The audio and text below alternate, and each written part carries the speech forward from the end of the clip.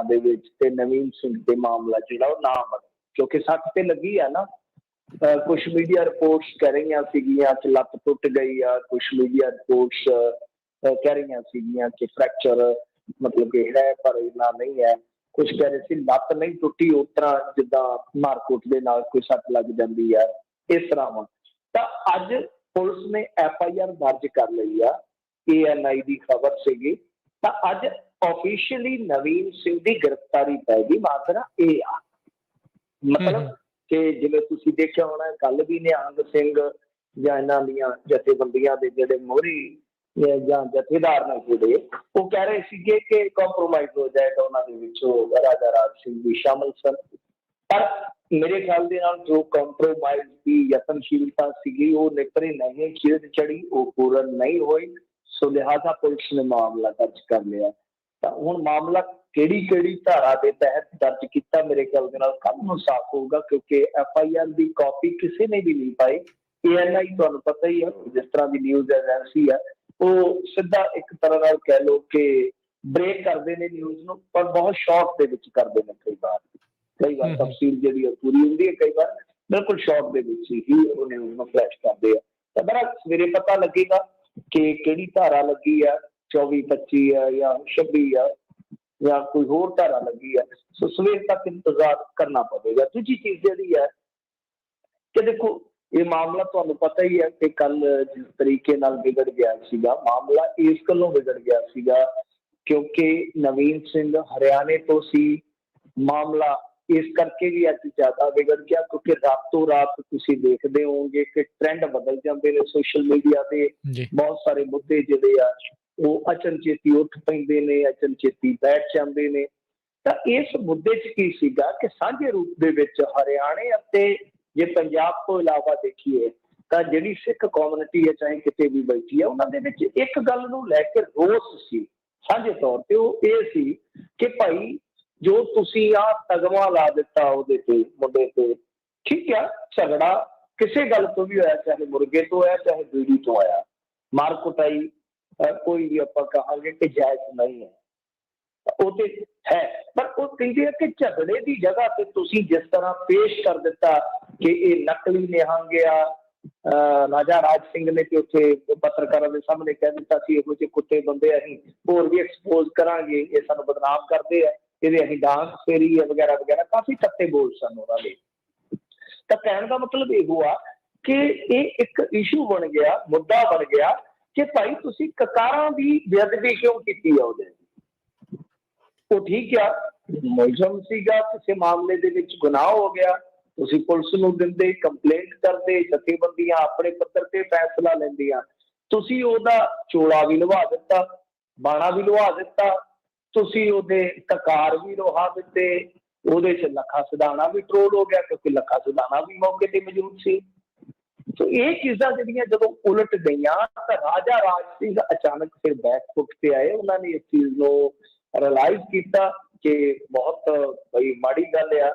ਹਾਲਾਂਕਿ ਬਾਅਦ ਦੇ ਵਿੱਚ ਉਹਨਾਂ ਨੇ ਕਿਹਾ ਕਿ ਮੇਰੇ ਆਉਣ ਤੀਕ, ਜਦੋਂ ਮੈਨੂੰ ਖਬਰ ਹੋਈ ਮੈਂ ਆਇਆ, ਆਉਣ ਤੀਕ ਭੀੜ ਨੇ ਸਭ ਕੁਛ ਕਰ ਦਿੱਤਾ ਸੀ। ਇੱਥੇ ਹੀ ਕੁਛ ਨਾ ਕੁਛ ਝੋਲ ਹੋ ਜਾਂਦੀ ਹੈ ਕਿਉਂਕਿ ਪਹਿਲਾਂ ਇਹਨਾਂ ਨੇ ਜਿਸ ਦਿਨ ਲਿੰਚਿੰਗ ਹੋਈ ਹੈ, ਲਖਵੀਰ ਵਾਲਾ ਮਾਮਲਾ ਸੀ, ਉਸ ਦਿਨ ਵੀ ਕਿਹਾ ਕਿ ਭੀੜ ਨੇ ਲਿੰਚਿੰਗ ਕਰ ਦਿੱਤੀ ਹੈ, ਮਤਲਬ ਭੀੜ ਹੀ ਸਭ ਕੁਛ ਕਰ ਗਈ। ਅੱਜ ਵੀ ਇਹਨਾਂ ਨੇ ਇਹ ਗੱਲ ਕਹੀ ਆ ਕਿ ਮੇਰੇ ਆਉਣ ਤੋਂ ਪਹਿਲਾਂ ਭੀੜ ਨੇ ਕਕਾਰ ਲਾ ਦਿੱਤੀ ਸੀ। ਤੇ ਭੀੜ ਦੇ ਵਿੱਚ ਕੌਣ ਸਨ, ਜਿਹੜੇ ਨਿਹੰਗ ਸਿੰਘ ਜਥੇਬੰਦੀ ਦੇ ਸਿੰਘ ਸੀ ਜਾਂ ਕੌਣ ਸੀ ਮੈਨੂੰ ਨਹੀਂ ਪਤਾ। ਪਰ ਅੱਜ ਉਹਨਾਂ ਨੇ ਕਿਹਾ ਕਿ ਦੇਖੋ ਮੈਂ ਤਾਂ ਕੁਛ ਨਹੀਂ ਕਿਹਾ, ਪਰ ਮੈਂ ਤੁਹਾਨੂੰ ਕੱਲ੍ਹ ਦੀਆਂ ਉਹਨਾਂ ਦੀਆਂ ਗੱਲਾਂ ਦੱਸਦਾ ਕਿ ਉਹਨਾਂ ਦੇ ਬੋਲੇ ਕਾਫੀ ਗਰਮ ਸੀਗੇ।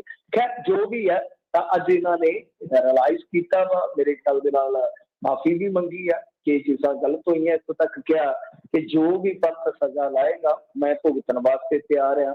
ਮੈਂ ਕਹਿੰਦਾ ਕਿ ਸਜ਼ਾ ਇਹ ਵੀ ਲਾ ਦਿਓ ਭਾਵੇਂ ਕਿ ਮੇਰੀ ਧੌਣ ਵੱਢ ਕੇ ਟੰਗ ਦਿਓ, ਕੋਈ ਚੱਕਰ ਨਹੀਂ ਹੈਗਾ। ਸੋ ਨਾਲ ਇਹ ਵੀ ਕਹਿੰਦੇ ਆ ਕਿ ਜੇ ਸਾਡੇ 'ਚ ਕੋਈ ਕਾਣ ਹੋਵੇ, ਲਿੰਗ ਵਲਾਵਾ ਹੋਵੇ, ਕੋਈ ਅਸੀਂ ਕਿਸੇ ਕਿਸਮ ਦੀ ਕੋਈ ਰਲ ਕੇ ਕੋਈ ਗੇਮ ਖੇਡਦੇ ਹੋਈਏ ਤਾਂ ਉਹਦੇ ਵਾਸਤੇ ਸਿਰ ਵੱਢ ਦਿਓ ਮੇਰਾ, ਬੇਸ਼ੱਕ ਜੋ ਮਰਜ਼ੀ ਹੈ। ਪਰ ਦੇਖੋ ਠੀਕ ਆ, ਇਹ ਚੀਜ਼ਾਂ ਆਪਣੇ ਪੱਧਰ ਤੇ ਹੋਈਆਂ ਨੇ, ਅਪਡੇਸ਼ਨ ਆਪਾਂ ਦੇ ਦਿੱਤੀ ਆ। ਤਾਂ ਮੇਰਾ ਵਿਅਕਤੀਗਤ ਨਜ਼ਰੀਆ ਹੈ ਕਿਉਂਕਿ ਇੱਕ ਕੇਸਾਂ ਨੂੰ ਲੈ ਕੇ ਕਿ ਉਹਦੇ ਕੇਸ ਕਿਉਂ ਨਹੀਂ ਸੀ ਵਧੇ, ਫਲਾ ਅਮਰਤਪਾਲ ਨਹੀਂ ਸੀ ਕਰਵਾਉਣਾ ਚਾਹੀਦਾ। ਦੇਖੋ ਪਹਿਲਾਂ ਤਾਂ ਸਹਿਜਧਾਰੀ ਵਾਲਾ ਕਨਸੈਪਟ ਸੀਗਾ, ਆਪਾਂ ਦੇਖਦੇ ਸਾਂ, ਆਪਾਂ ਪੜ੍ਹਦੇ ਸਾਂ, ਸੁਣਦੇ ਸਾਂ, ਇਹ ਸਾਰਾ ਕੁਝ ਵਾਪਰਦਾ ਸੀਗਾ ਕਿ ਸਹਿਜਧਾਰੀ ਹੈ ਨਾ, ਕਿ ਸਹਿਜੇ ਸਹਿਜੇ ਸਿੱਖੀ ਵੱਲ ਆਉਣਾ, ਇਹੀ ਸੀਗਾ ਨਾ ਸਹਿਜਧਾਰੀ ਕਨਸੈਪਟ।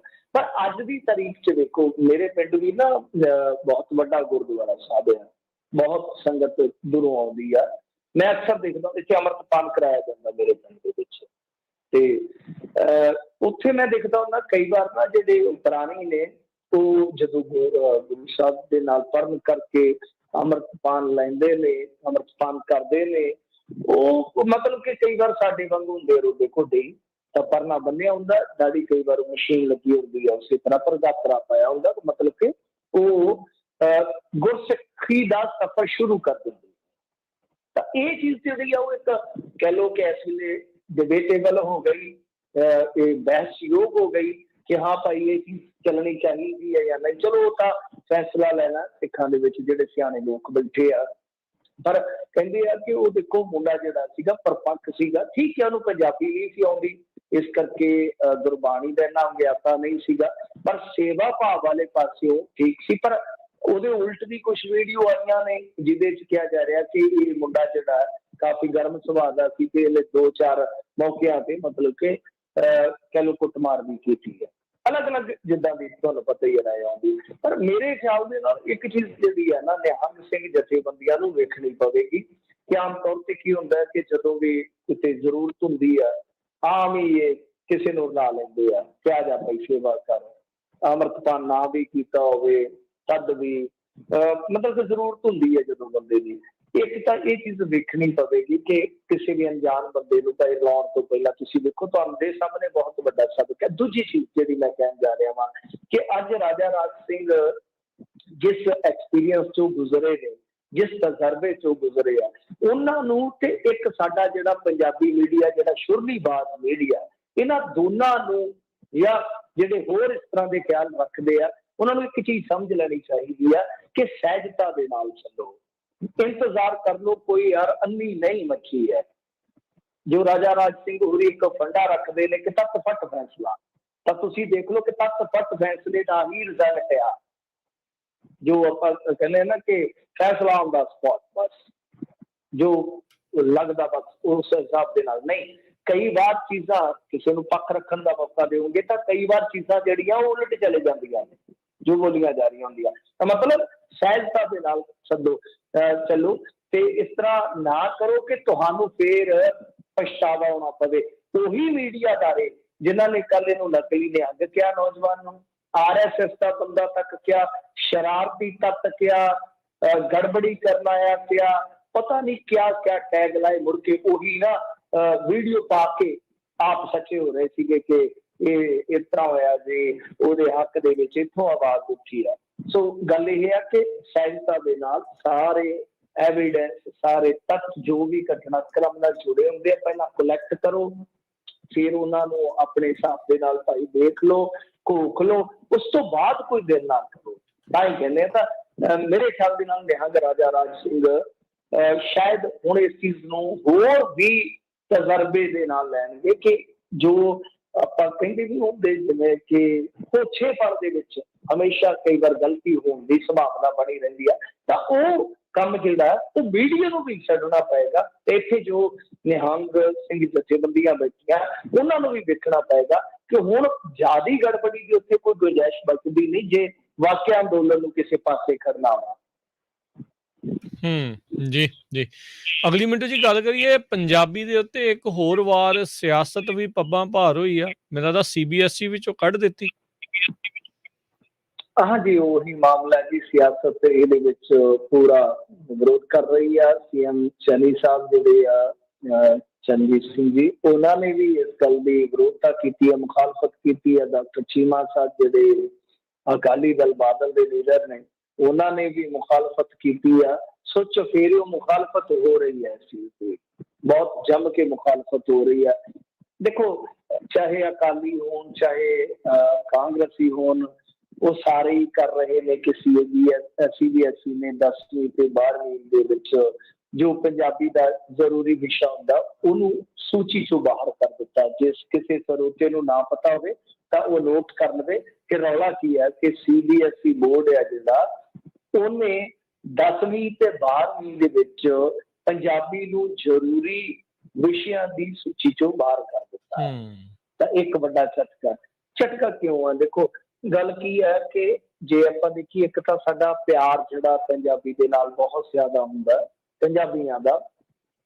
ਦੂਜੀ ਚੀਜ਼ ਇਹ ਆ ਕਿ ਸਾਡੇ ਖੁਦ ਇੱਥੇ ਪੰਜਾਬ ਦੇ ਵਿੱਚ ਆਪਾਂ ਨੂੰ ਸਭ ਨੂੰ ਪਤਾ ਹੈ ਨਾ ਕਿ ਕਾਨੂੰਨ ਐਕਟ ਲਾਗੂ ਹੋਇਆ ਗਿਆ, ਜਿਹਨੂੰ ਆਪਾਂ ਕਹਿ ਦਿੰਦੇ ਆ ਦਾ Punjabi and learning of other language act 2008, ਇਹ ਸ਼ਾਇਦ ਪੂਰਾ ਨਾਮ ਹੈ, ਜੇ ਮੈਂ ਗੱਲ ਕਰਨਾ ਤਾਂ ਉਹ ਲਾਗੂ ਆਪਣੇ ਉਰੇ ਵਿੱਚ। ਤਾਂ ਇਹ ਕਿਤੇ ਨਾ ਕਿਤੇ ਪਹਿਲੀ ਗੱਲ ਤੇ ਇਹ ਆ ਕਿ ਸਾਡਾ ਜਿਹੜਾ ਅਧਿਕਾਰ ਖੇਤਰ ਆ, ਜੋ ਸਾਡੇ ਸਿੱਖਿਆ ਦੇ ਮਾਮਲੇ ਦੇ ਵਿੱਚ ਅਧਿਕਾਰ ਨੇ ਰਾਜਾਂ ਦੇ, ਇਹ ਸਿੱਧੇ ਤੌਰ ਤੇ ਇੱਕ ਹੋਰ ਦਖਲ ਨਜ਼ਰ ਆਉਂਦਾ ਕਿ ਆਪਣਾ ਜਿਹੜਾ ਸਾਡਾ ਕਾਨੂੰਨ ਹੈ ਭਾਸ਼ਾ ਨੂੰ ਲੈ ਕੇ, ਤੁਸੀਂ ਉਹਦੀ ਹੀ ਕਿਤੇ ਨਾ ਕਿਤੇ ਅਵਗਿਆ ਕਰਦੇ ਪਏ ਹੋ। ਦੂਜੀ ਚੀਜ਼ ਕਿ ਇਸ ਮਾਮਲੇ 'ਚ ਤੁਸੀਂ ਕੋਈ ਸਟੇਟ ਦਾ ਕੰਸੈਂਟ ਨਹੀਂ ਲਿਆ, ਕੋਈ ਸਲਾਹ ਮਸ਼ਵਰਾ ਨਹੀਂ ਕੀਤਾ।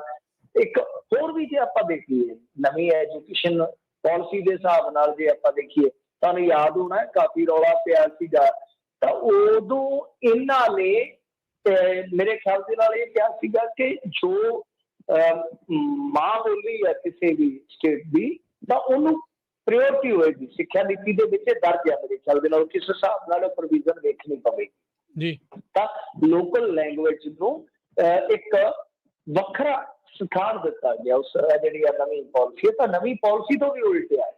ਹਾਲਾਂਕਿ ਕੋਈ ਆਪਾਂ ਨੂੰ ਅਕਾਦਮਿਕ ਢਾਂਚੇ ਦਾ ਮਾਹਰ ਦੱਸੇਗਾ ਕਿ ਉਹ ਪ੍ਰੋਵੀਜ਼ਨ ਕੀ ਸੀਗੀ, ਪਰੰਤੂ ਮੈਨੂੰ ਜਿੰਨਾ ਕੋਈ ਯਾਦ ਹੈ, ਜਿੰਨੀ ਕੋਈ ਚੀਜ਼ ਮੇਰੇ ਦਿਮਾਗ ਚੜੀ ਆ, ਮੇਰੇ ਖਿਆਲ ਦੇ ਨਾਲ ਉਹਦੇ ਤੋਂ ਵੀ ਇਹ ਮਾਮਲਾ ਥੋੜਾ ਕੰਟਰਾਡਿਕਟ ਲੱਗਦਾ ਆ। ਬਾਕੀ ਜਿਹੜੀ ਗੱਲ ਆ ਕਿ ਹੁਣ ਵਿਰੋਧਤਾ ਕੀਤੀ ਇਹਨਾਂ ਨੇ, ਠੀਕ ਕੀਤੀ ਆ, ਤੇ ਇਸ ਮਾਮਲੇ ਦੇ ਵਿੱਚ ਕਰਨਾ ਵੀ ਚਾਹੀਦਾ ਕੁਛ ਨਾ ਕੁਛ। ਪਰੰਤੂ ਜੋ ਹਾਲ ਆ, ਸੂਰਤ ਹਾਲ ਆ, ਮੈਂ ਤੁਹਾਨੂੰ, ਕਿਉਂਕਿ ਅਸੀਂ ਜਾਂਦੇ ਰਹਿੰਦੇ ਆ ਦਫ਼ਤਰਾਂ ਦੇ ਵਿੱਚ, ਉਹ ਤੁਹਾਨੂੰ ਦੱਸ ਦਿੰਦਾ, ਚਾਹੇ ਸਰਕਾਰ ਅਕਾਲੀਆਂ ਦੀ ਰਹੀ ਆ, ਚਾਹੇ ਸਰਕਾਰ ਕਾਂਗਰਸ ਦੀ ਚੱਲ ਰਹੀ ਆ, ਇਹ ਸਾਰਾ ਇਹਨਾਂ ਦਾ ਰੋਣਾ ਧੋਣਾ ਹੈ ਜਿਹੜਾ ਨਾ, ਉਹ ਵਿਖਾਵਾ ਰਾਜਨੀਤੀ ਦੀ ਜ਼ਰੂਰਤ ਹੈ। ਸੱਚ ਜਾਣਿਓ, ਬੈਂਕਿੰਗ ਸੈਕਟਰ ਦੇ ਵਿੱਚ ਚਲੇ ਜਾਂਦੇ ਆ, ਬੋਲਬਾਲਾ ਹਿੰਦੀ ਔਰ ਅੰਗਰੇਜ਼ੀ ਦਾ, ਖਾਸ ਤੌਰ ਤੇ ਜਿਹੜੇ ਆਪਣੇ ਨੈਸ਼ਨਲ ਬੈਂਕ ਆ ਜਾਂਦੇ ਨੇ, ਜਿਹੜੇ ਸਰਕਾਰੀ ਬੈਂਕ ਆ ਜਾਂਦੇ ਆ, ਤਾਂ ਜੇ ਅਦਾਲਤਾਂ 'ਚ ਚੱਲ ਜਾਓ, ਮੇਰੇ ਵਰਗਾ ਮਾਤੜ ਬੰਦਾ, ਉਹਦੀ ਤਕਦੀਰ ਦਾ ਫੈਸਲਾ ਹੋ ਰਿਹਾ ਹੁੰਦਾ ਹੈ, ਉਹਨੂੰ ਇਹ ਪਤਾ ਹੀ ਨਹੀਂ ਲੱਗਦਾ ਕਿ ਡਿਫੈਂਸ ਦਾ ਵਕੀਲ ਮੇਰਾ ਜਿਹੜਾ ਉਹ ਕੀ ਬੋਲ ਰਿਹਾ ਵਾ, ਸਰਕਾਰੀ ਵਕੀਲ ਕੀ ਬੋਲ ਰਿਹਾ ਵਾ, ਤੇ ਜਿਹੜਾ ਦੂਜਿਆਂ ਦਾ, ਦੂਜੀ ਪਾਰਟੀ ਦਾ ਵਕੀਲ ਕੀ ਬੋਲ ਰਿਹਾ, ਉਹਨੂੰ ਪਤਾ ਹੀ ਨਹੀਂ ਹੁੰਦਾ। ਕਾਗਜ਼ਾਂ ਦੇ ਵਿੱਚ ਕੀ ਲਿਖਿਆ ਗਿਆ ਉਹਨੂੰ ਪਤਾ ਹੀ ਨਹੀਂ ਹੁੰਦਾ, ਕਿਉਂਕਿ ਸਾਰਾ ਕੰਮ ਕਾਰ ਅੰਗਰੇਜ਼ੀ ਦੇ ਵਿੱਚ ਆ। ਉਹਨੂੰ ਜੋ ਵਕੀਲ ਦੱਸੇਗਾ, ਜੋ ਵਕੀਲ ਦਾ ਮੁਨਸ਼ੀ ਦੱਸੇਗਾ, ਬਸ ਤਰੀਕ ਲੈ ਕੇ ਆ ਗਿਆ। ਸੋ ਇਹ ਚੀਜ਼ਾਂ ਇਹ ਠੀਕ ਕਰਨ, ਕਿਉਂ ਨਹੀਂ ਕਰਦੇ ਭਾਈ ਠੀਕ? ਇਹ ਜ਼ੋਰ ਲਾ ਕੇ ਜੋ ਆਪਣੇ ਸਟੇਟ ਦੇ ਵਿੱਚ ਕਰ ਸਕਦੇ, ਠੀਕ ਹੈ, ਉਹਨਾਂ ਨੇ ਗਲਤ ਕੀਤਾ, ਮੈਂ ਉਸ ਚੀਜ਼ ਦੇ ਨਾਲ ਸਹਿਮਤ ਨਹੀਂ ਹੈ। ਮੈਂ ਤੁਹਾਨੂੰ ਨੁਕਤੇ ਵੀ ਕੱਢ ਦਿੱਤੇ, ਇਹ ਨੁਕਤੇ ਨਹੀਂ ਕੱਢਣਗੇ ਇਹੋ ਜਿਹੇ ਤੇ ਆਪਾਂ ਨੁਕਤੇ ਕੱਢ ਕੇ ਗੱਲ ਕਰ ਰਹੇ ਹਾਂ ਕਿ ਤੁਹਾਡੇ ਕੋਲ ਜਦੋਂ ਤੁਹਾਡੇ ਅਧਿਕਾਰ ਖੇਤਰ ਦੇ ਮੁਤਾਬਕ ਭਾਸ਼ਾ ਐਕਟ ਲਾਗੂ ਆ, ਨਵੀਂ ਉਹਨਾਂ ਦੀ ਜਿਹੜੀ ਐਜੂਕੇਸ਼ਨ ਪਾਲਿਸੀ ਹੈ ਉਹਦਾ ਵੀ ਉਲੰਘਣ ਆ। ਸੋ ਪੰਜਾਬ ਦੇ ਨਾਲ ਹੀ ਕਿਉਂ ਸਾਰੇ ਇਹ ਜਿਹੜੇ ਨੁਕਤੇ ਨਹੀਂ ਕੱਢਣਗੇ, ਇਸ ਤਰ੍ਹਾਂ ਦਾ ਰੋਣ ਧੋਣ ਜਿਹਾ ਕਾਨੂੰਨ ਕਰੀ ਜਾਣਗੇ। ਪਰ ਜਿਹੜਾ ਕੰਮ ਕਰਨ ਵਾਲਾ ਪਿਆ, ਜੋ ਤੁਸੀਂ ਬਹੁਤ ਆਸਾਨੀ ਨਾਲ ਕਰ ਸਕਦੇ ਹੋ, ਉਹ ਵੀ ਤੁਸੀਂ ਨਹੀਂ ਕਰਦੇ, ਤਾਂ ਫਿਰ ਸਮਝਣਾ ਪਵੇਗਾ ਕਿ ਇਹ ਜਿਹੜਾ ਰੋਣ ਧੋਣ ਹੈ ਤੁਹਾਡਾ ਵਕਤੀ ਤੌਰ ਤੇ, ਇਹ ਨਕਲੀ ਹੁੰਦਾ, ਸ਼ਾਦੀ ਹੁੰਦਾ, ਫਰਜ਼ੀ ਹੁੰਦਾ ਹੈ। ਜੀ ਜੀ ਬਿਲਕੁਲ। ਅਰੂਸਾ ਆਲਮ ਸੰਬੰਧੀ ਸੁਖਜਿੰਦਰ ਰੰਧਾਵੇ ਦੇ ਬਿਆਨ ਤੇ ਕੈਪਟਨ ਦਾ ਵੀ ਹੁਣ ਪਲਟਵਾਰ। ਹੁਣ ਸਿੱਧੂ ਥੋੜੇ ਗਾਇਬ ਹੋਏ ਨੇ ਸੁਰਖੀਆਂ ਦੇ ਵਿੱਚੋਂ, ਅਰੂਸਾ ਆ ਗਏ, ਔਰ ਮੈਨੂੰ ਪੱਕਾ ਯਕੀਨ ਹੈ ਕਿ ਆ ਥੋੜਾ ਜਿਹਾ ਮਾਮਲਾ ਠੰਡਾ ਹੋ ਲੈਣ ਦਿਓ ਨਿਹੰਗ ਸਿੰਘ ਜਥੇਬੰਦੀਆਂ ਵਾਲਾ, ਤੇ ਇਹ ਪੰਜਾਬੀ ਦੇਖਿਓ ਕਿੰਨਾ ਆਨੰਦ ਲੈਣਗੇ ਇਸ ਖਬਰ ਦਾ, ਕਿਉਂਕਿ ਬਹੁਤ ਕੰਨਾਂ ਦੀ, ਜਿੱਦਾਂ ਕਹੀਏ ਨਾ, ਰਸ ਦੀ ਚਾਸਕੂ, ਰਸ ਦੀ ਬਹੁਤ ਵੱਡੀ ਖੁਰਾਕ ਹੈ ਖਬਰ। ਸੋ ਇਸ ਕਰਕੇ ਖਬਰ ਹੁਣ ਪੂਰੀ ਚੱਲੇਗੀ। ਜਿਵੇਂ ਚੈਨਲਾਂ ਤੇ ਅੱਜ ਡਿਬੇਟ ਹੋ ਰਹੀ ਸੀਗੀ, ਸਾਡੇ ਇੱਥੇ ਜਿਹੜੇ ਖੇਤਰੀ ਕੁਛ ਪੰਜਾਬੀ ਚੈਨਲ ਆ, ਨਿਊਜ਼ ਚੱਲ ਰਹੀ ਸੀਗੀ ਕਿ ਜਿਸ ਤਰ੍ਹਾਂ ਬਸ ਅਰੂਸਾ ਆਲਮ ਦੇ ਨਾਲ ਹੀ ਦੁਨੀਆ ਖਲੋਤੀ। ਹਾਲਾਂਕਿ ਮਾਮਲਾ ਸੰਵੇਦਨਸ਼ੀਲ ਆ। ਸਰਕਾਰ ਅੱਜ ਕਹਿ ਰਹੀ ਆ ਕਿ ਅਰੂਸਾ ਆਲਮ ਦੇ ਸਬੰਧਾਂ ਦੀ ਜਾਂਚ ਕਰਾਵਾਂਗੇ। ਪਹਿਲਾਂ ਤੇ ਮੰਤਰੀਆਂ ਦੀ ਜਾਂਚ ਹੋਣੀ ਚਾਹੀਦੀ ਆ ਕਿ ਇਹ ਉਹੀ ਮੰਤਰੀ ਆ ਜਿਹੜੇ ਅਰੂਸਾ ਦੇ ਅੱਗੇ ਅੱਗੇ ਨੱਚਦੇ ਫਿਰਦੇ ਹੁੰਦੇ ਸਨ। ਉਹਦੀ ਮਹਿਫਲ ਦੇ ਵਿੱਚ ਮੈਨੂੰ ਲੱਗਦਾ ਜਿਹੜਾ ਕਬਾਬ ਕਬੂਬ ਬਣਦਾ ਹੀ ਅੱਧੇ ਤੇ ਸੀਖਾਂ ਤੇ ਉਹ ਦੇਖਦੇ ਫਿਰਦੇ ਹੁੰਦੇ ਸੀ। ਸੋ ਗੱਲ ਇਹ ਆ ਕਿ ਮੈਨੂੰ ਯਾਦ ਆ ਇੱਕ ਵਾਰੀ ਨਾ 2007 ਦਾ ਜਿਹੜਾ ਇਲੈਕਸ਼ਨ ਸੀ ਉਹਦੇ ਤੋਂ ਪਹਿਲਾਂ ਜਦੋਂ ਅਰੂਸਾ ਨਵੀਂ ਨਵੀਂ ਮਹਿਮਾਨ ਬਣ ਕੇ ਆਈ ਸੀਗੀ ਤੇ ਇਹ ਮਤਲਬ ਇੱਥੇ ਤੁਰੀ ਫਿਰਦੀ ਸੀਗੀ। ਇਹ ਸਾਰੇ ਜਾਣੇ ਦਿੱਲੀ ਬੈਠੇ, ਟਿਕਟਾਂ ਦਾ ਮਾਮਲਾ ਸੀਗਾ ਤੇ ਇਹ ਅਰੂਸਾ ਤੇ ਅਮਰਿੰਦਰ ਸਿੰਘ ਰਾਜਸਥਾਨ ਚ ਉੱਥੇ ਟਿੱਬੇ ਵਹਿੰਦੇ ਫਿਰਦੇ ਸੀਗੇ, ਰੇਤਾ ਵਹਿੰਦੇ ਫਿਰਦੇ ਸੀ, ਰਾਜਸਥਾਨ ਦੀ ਸੈਰ ਕਰਦੇ ਹੁੰਦੇ। 2 ਦਿਨ ਉੱਥੇ ਬੈਠੀ ਰਹੀ ਸਾਰੀ ਕਾਂਗਰਸ ਪੰਜਾਬ ਦੀ। ਮਤਲਬ ਕਿ ਉਦੋਂ ਇਹ ਬੋਲੇ ਨਹੀਂ ਹੈ, ਮੂੰਹ ਤੇ ਚੇਤੀ ਲੱਗੀ ਰਹੀ। ਹੁਣ ਜਿੱਦਣ ਦਿਨਕਰ ਗੁਪਤਾ ਤੇ ਉਹਦੀ ਤ੍ਰੀਮਤ ਜਿਹੜੀ ਸੀਗੀ ਦਿੱਲੀ ਮਹਾਜਨ, ਉਹ ਜਾ ਕੇ ਉਹਦੀ ਕੱਛ 'ਚ ਬਹਿ ਕੇ ਨਿਯੁਕਤੀ ਤੋਂ ਬਾਅਦ ਤੁਹਾਡੇ ਚੋਂ ਇੱਕ ਵੀ ਅਣਖੀ ਨਹੀਂ ਜਾਗਿਆ ਕਿ ਹਾਂ ਭਾਈ ਪਾਕਿਸਤਾਨੀ ਨਾਗਰਿਕ ਤੋਂ ਕਾਹਦਾ ਆਸ਼ੀਰਵਾਦ ਲੈਣਾ ਜਾ ਕੇ ਤੁਸੀਂ। ਕੋਈ ਨਹੀਂ ਬੋਲਿਆ ਇਹਨਾਂ 'ਚ ਕੋਈ। ਕਿਸੇ ਦਾ ਤਵੀਤ ਹੈਗਾ ਤਾਂ ਕੱਢ ਕੇ ਮੇਰੇ ਮੂਹਰੇ ਰੱਖਿਓ, ਜ਼ਰੂਰ ਮੈਂ ਮਾਫੀ ਮੰਗਾਂਗਾ ਇਹਨਾਂ ਤੋਂ। ਕਿ ਕਿਸੇ ਇੱਕ ਵੀ ਕਾਂਗਰਸੀ ਨੇ ਕਿਹਾ ਹੋਵੇ ਕਿ ਅਰੂਸਾ ਜੀ ਬਾਈ ਸਾਡੀ ਚਾਚੀ ਲੱਗਦੀ ਹੈ ਜਿਹਦੇ ਕੋਲ ਜਾ ਕੇ ਆਸ਼ੀਰਵਾਦ ਲੈ ਕੇ ਆਏ ਨੇ। ਅੱਜ ਉਹ ਸਮਝ ਇੱਕ ਗੱਲ ਤੁਸੀਂ ਵੇਖੋ, ਤੁਸੀਂ ਇਹਨਾਂ ਮਾਮਲਿਆਂ 'ਚ ਮਾਹਰ ਆ, ਮੈਨੂੰ ਦੱਸਿਓ ਜਦੋਂ 2 ਦੇਸ਼ਾਂ ਦਾ ਮਾਮਲਾ ਹੋਵੇ ਲੋਕਲ ਪੁਲਿਸ ਪਹਿਲੀ ਗੱਲ ਕਰੂਗੀ ਕਿ ਤੁਹਾਨੂੰ ਪਤਾ ਇੱਥੋਂ ਦੀ ਪੁਲਿਸ ਦੇ ਤਾਂ ਅਧਿਕਾਰ ਹੀ ਬੜੇ ਸੀਮਤ ਨੇ, ਕੀ ਕਰੂਗੀ? ਪਹਿਲੀ ਗੱਲ ਤਾਂ ਹਾਂਜੀ ਫੌਰਨ ਅਫੇਅਰਸ ਜਿਹੜੇ ਹੁੰਦੇ ਆ ਉਹਦੀ ਜਾਣਕਾਰੀ ਕਿਹਨਾਂ ਤੋਂ ਲੈਣੀ ਆ? ਕਾਗਜ਼ਾਤ ਕਿਹਦੇ ਕੋਲ ਹੋਣਗੇ? ਸੋ ਗੱਲ ਇਹ ਹੈ ਕਿ ਠੀਕ ਆ ਜੇ ਉੱਤੋਂ ਤੁਸੀਂ ਕਰਵਾ ਲਓ ਤਾਂ ਬਿਹਤਰ ਆ, ਤੇ ਜੇ ਹੋਵੇਗਾ ਤੇ ਫਿਰ ਇਹ ਬੜਾ ਇੱਕ ਅਚੰਭੇ ਵਾਲਾ ਸਵਾਲ ਹੋਏਗਾ ਕਿ ਪਹਿਲਾਂ ਕਿਉਂ ਨਹੀਂ ਹੋਇਆ। ਪਰ ਹੁਣ ਉਹਨਾਂ ਨੇ ਵੀ ਜਵਾਬ ਦੇ ਦਿੱਤਾ ਕਿ ਤੁਸੀਂ ਨਿੱਜੀ ਹਮਲਿਆਂ ਤੇ ਉੱਤਰ ਆਏ ਜੇ, ਹਥਿਆਰਾਂ ਦੀ ਰੋਟਿਆ, ਜਿਵੇਂ ਅਮਰਿੰਦਰ ਸਿੰਘ ਕਹਿੰਦੇ ਕਿ ਪਾਕਿਸਤਾਨ ਤੋਂ ਖਤਰਾ ਵਧੇਰੇ ਆ ਤੇ ਤੁਸੀਂ ਉਧਰ ਧਿਆਨ ਦੇਣ ਦੀ ਥਾਂ ਤੇ ਨਿੱਜੀ ਹਮਲਿਆਂ ਤੇ ਉੱਤਰ ਆਏ ਹੋ। ਅਰੂਸਾ ਆਲਮ ਦੀ ਕਲੀਅਰੈਂਸ ਕਹਿੰਦੇ ਕਿ 16 ਸਾਲ ਤੋਂ ਕੇਂਦਰ ਸਰਕਾਰ ਕਰ ਰਹੀ ਆ, ਉਹਦੇ ਵਿੱਚ ਤੇ ਫਿਰ ਆਪਣੇ ਕਾਂਗਰਸ ਦੀ ਕੇਂਦਰ ਸਰਕਾਰ ਵੀ ਰਹੀ ਆ, ਕਿ ਇਹ ਵੀ ਰਲੀ ਮਿਲੀ ਆ। ਉਹਨਾਂ ਨੇ ਅਗਵਾ ਕੱਢ ਮਾਰਿਆ ਕੱਛ ਚੋਂ ਮੂੰਗਲਾ। ਸੋ ਇਹ ਇਸੇ ਤਰ੍ਹਾਂ ਹੀ ਚੱਲੇਗਾ। ਸੁਖਜਿੰਦਰ ਸਿੰਘ ਰੰਧਾਵਾ ਵੀ ਕਹਿੰਦੇ ਆ ਕਿ ਜਾਂਚ ਪੜਤਾਲ ਕਰਵਾਵਾਂਗੇ। ਕਿਹੜੀ ਜਾਂਚ ਪੜਤਾਲ ਕਰਵਾਉਣਗੇ ਇਹਨਾਂ ਦਿਨਾਂ ਦੇ ਵਿੱਚ? ਜਿਹੜੇ ਆ ਦਿਨ ਬਾਕੀ ਰਹਿ ਗਏ ਨੇ, ਬਕਾਇਆ ਰਹਿ ਗਏ ਆ। ਸੋ ਹੁਣ ਜਿਹੜਾ ਹੋ ਗਿਆ ਅਰੂਸਾ ਇੱਥੇ ਰਹਿ ਰੂ ਕੇ ਖਾ ਪੀ ਕੇ ਚਲੇ ਗਈ ਹੈ। ਹੁਣ ਜੋ ਮਰਜ਼ੀ ਕਰੀ ਚਲੋ। ਅਮਰਿੰਦਰ ਸਿੰਘ ਨੂੰ ਉਦੋਂ ਤੱਕ ਕੁਛ ਨਹੀਂ ਹੋਣਾ ਜਦੋਂ ਤੱਕ ਉਹਨੂੰ ਭਾਜਪਾ ਧਰਮ ਨਿਰਪੱਖ ਦੀ ਵੀ ਹੈ, ਕਿਉਂਕਿ ਉਹਦੀਆਂ ਅੱਖਾਂ ਖਰਾਬ ਹੋ ਗਈਆਂ। ਉਹਦੀਆਂ ਅੱਖਾਂ 'ਚ ਕੋਈ ਐਸਾ ਦਾਰੂ ਪਵੇ ਜੋ ਜਾਲਾ ਹਟਾਵੇ ਕਿ ਕੀ ਭਾਈ ਭਾਜਪਾ ਕਮਿਊਨਿਸਟ ਪਾਰਟੀ ਨਹੀਂ ਹੈ। ਉਹ ਤਾਂ ਕਹਿੰਦੇ ਕਿ ਨਾ, ਤਾਂ ਉਹਨਾਂ ਦੀਆਂ ਅੱਖਾਂ ਤੇ ਕਿ ਜਾਲਾ, ਜਦ ਤੱਕ ਉਹ ਜਾਲਾ ਹੈ ਤਦ ਤੱਕ ਅਮਰਿੰਦਰ ਸਿੰਘ ਨੂੰ ਕੀ ਹੋਏਗਾ? ਉਹ ਇਸੇ ਕਰਕੇ ਤੇ ਉੱਥੇ ਜਾ ਕੇ ਦਿੱਲੀ ਬੈਠਾ ਰਹਿੰਦਾ। ਇਹਨਾਂ ਚੀਜ਼ਾਂ 'ਚ ਮੈਨੂੰ ਨਹੀਂ ਲੱਗਦਾ ਹੁਣ ਬਹੁਤਾ ਕੁਛ ਨਿਕਲਣਾ। ਜਦੋਂ ਬੋਲਣ ਦੀ ਜ਼ਰੂਰਤ ਸੀ, ਅੱਜ ਦੇਖੋ ਸਭ ਤੋਂ ਵੱਡੇ ਸਵਾਲ ਤੇ ਇਹਨਾਂ ਤੇ ਹੋ ਰਹੇ। ਮਜੀਠੀਆ ਨੇ ਤਾਂ ਪ੍ਰੈਸ ਕਾਨਫਰੰਸ ਕਰ ਦਿੱਤੀ, ਕਹਿੰਦਾ ਸਭ ਤੋਂ ਪਹਿਲਾਂ ਸੁੱਖੀ ਰਗੜਿਆ ਜਾਣਾ, ਕਹਿੰਦਾ ਸੁਖਜਿੰਦਰ ਸਿੰਘ ਰੰਧਾਵਾ ਨੂੰ, ਕਹਿੰਦਾ ਸਭ ਤੋਂ ਕਿਉਂਕਿ ਲੱਡੂ ਰਸਗੁੱਲੇ, ਇਹ ਮੈਡਮ ਜੀ ਲੱਡੂ ਖਾਓਗੇ, ਜਿਵੇਂ ਬੋਲਦਾ ਹੁੰਦਾ ਰਸਗੁੱਲਾ ਖਾਓਗੇ। ਇਹ ਤੇ ਸਾਰੇ ਜਾ ਕੇ ਖਿਦਮਤ ਦੇ ਵਿੱਚ ਹੁੰਦੇ ਸੀ, ਸਭ ਤੋਂ ਪਹਿਲਾਂ ਦੇ ਅੰਦਰ ਇਹਨੇ ਚਲੇ ਜਾਣਾ। ਸੋ ਇਹ ਸਾਰੀ ਰਾਜਨੀਤੀ ਜਿਹੜੀ ਉਹ ਚੱਲ ਰਹੀ ਆ।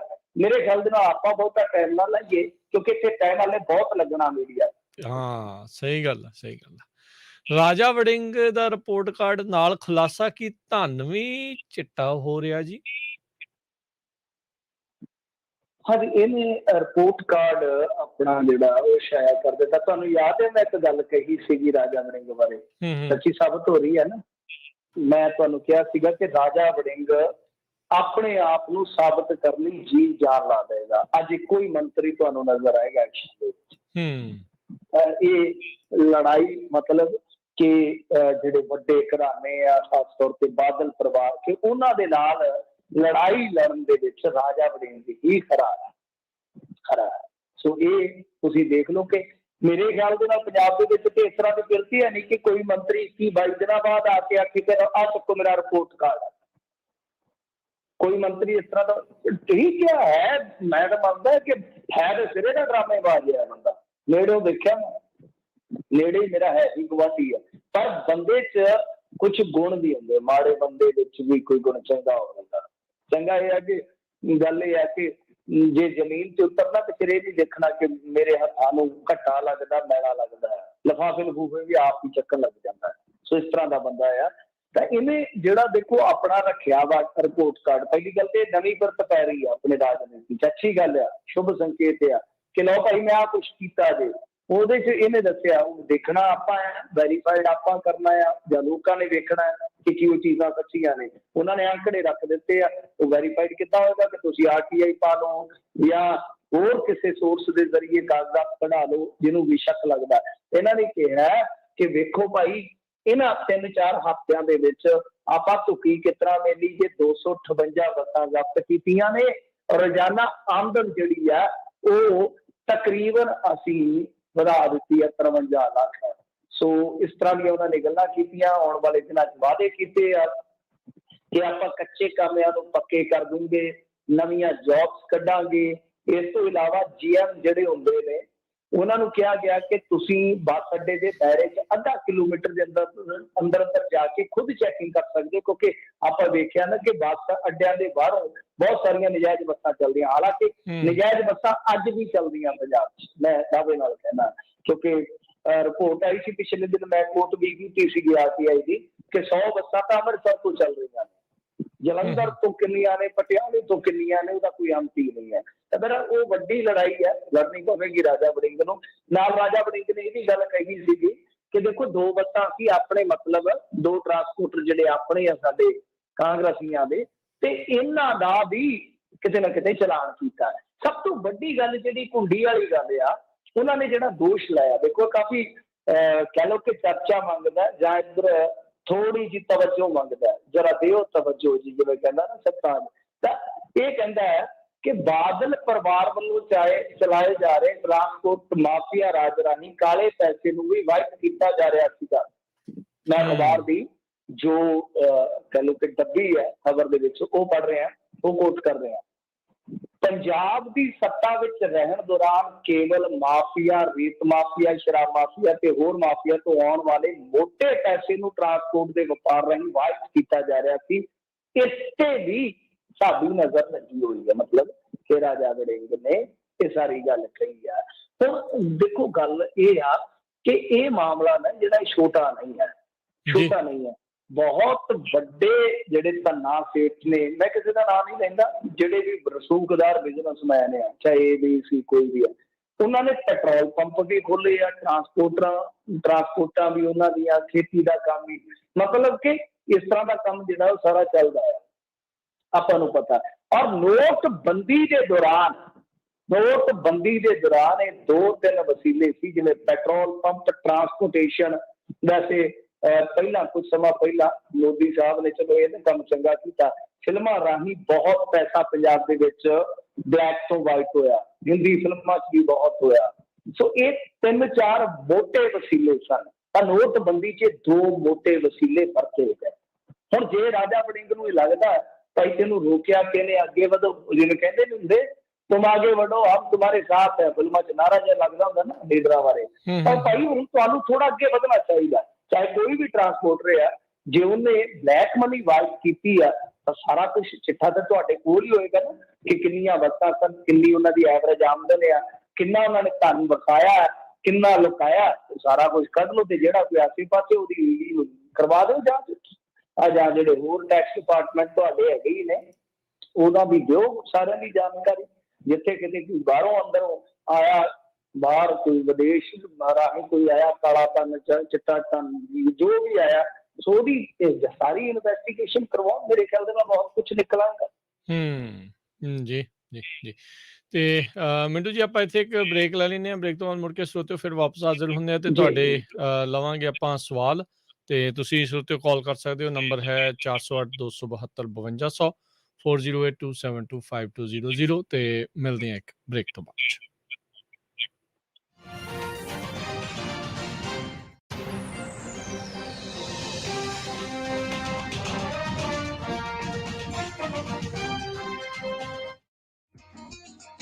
ਸਤਿ ਸ਼੍ਰੀ ਅਕਾਲ ਜੀ ਸਾਰਿਆਂ ਨੂੰ, ਮੈਂ ਤੁਹਾਡੀ ਆਪਣੀ ਅਨਮੋਲ ਗਗਨਮਾਨ ਤੇ ਤੁਸੀਂ ਸੁਣ ਰਹੇ ਹੋ ਪੰਜਾਬੀ ਰੇਡੀਓ USA। ਖੁਸ਼ ਰਹੋ, ਆਬਾਦ ਰਹੋ, ਚੜ੍ਹਦੀ ਕਲਾ ਚ। ਮਾਂ ਮੱਖਣੀ ਤਾਂ ਬਿਲਕੁਲ ਢਾਬੇ ਵਰਗੀ ਸਵਾਦ ਬਣੀ ਹੈ, ਮਜ਼ਾ ਹੀ ਆ ਗਿਆ। ओ जी हरेक दाल चो हुण ਤੁਹਾਨੂੰ ਵੱਖਰਾ ਸਵਾਦ ਹੀ ਮਿਲੇਗਾ। ਇਹੀ ਤਾਂ ਹੈ द्वारका ऑर्गेनिक दाला ਦਾ कमाल। 100% नेचुरल, कोई पेस्टिसाइड्स नहीं, pure and natural. Use our organic dals, spices, flours and oils। Dwarka organic dal ਸਾਰੇ इंडियन स्टोर्स ਤੇ अवेलेबल है। ਤੁਸੀਂ ਆਪਣੇ ਘਰ ਦੀ ਇੰਸ਼ੋਰੈਂਸ ਅਖੀਰਲੀ ਵਾਰ ਕਦ ਦੇਖੀ ਜਾਂ ਚੈੱਕ ਕੀਤਾ ਵੀ ਕੀ ਕਵਰਡ ਹੈ? ਕੀ ਤੁਹਾਡੀ ਘਰ ਦੀ ਇੰਸ਼ੋਰੈਂਸ ਦੀ ਪਾਲਿਸੀ ਵਿੱਚ extended replacement, building code upgrade ਅਤੇ ਸਰਵਿਸ ਲਾਈਨ ਕਵਰੇਜ ਹੈ? ਇਸ ਤੋਂ ਪਹਿਲਾਂ ਕਿ ਤੁਹਾਡਾ ਕੋਈ ਕਲੇਮ ਹੋਵੇ, ਅੱਜ ਹੀ ਖਾਲਸਾ ਇੰਸ਼ੋਰੈਂਸ ਏਜੰਸੀ ਤੋਂ ਆਪਣੇ ਘਰ ਦੇ ਇੰਸ਼ੋਰੈਂਸ ਦਾ ਕੋਟ ਤੇ ਸਾਰੀਆਂ ਕਵਰੇਜ ਚੈੱਕ ਕਰਵਾਓ। ਪਿਛਲੇ 30 ਸਾਲਾਂ ਤੋਂ 10 ਤੋਂ ਵੱਧ A+ ਰੇਟਡ ਕੰਪਨੀਆਂ ਦੇ ਬ੍ਰੋਕਰ ਹਨ। ਅੱਜ ਹੀ ਕਾਲ ਕਰੋ 408 272 2500 4082722500।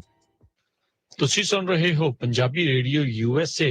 ਆਪਣੇ ਬਿਜ਼ਨਸ ਦੀ ਐਡ ਦੇ ਲਈ ਕਾਲ 4082725200।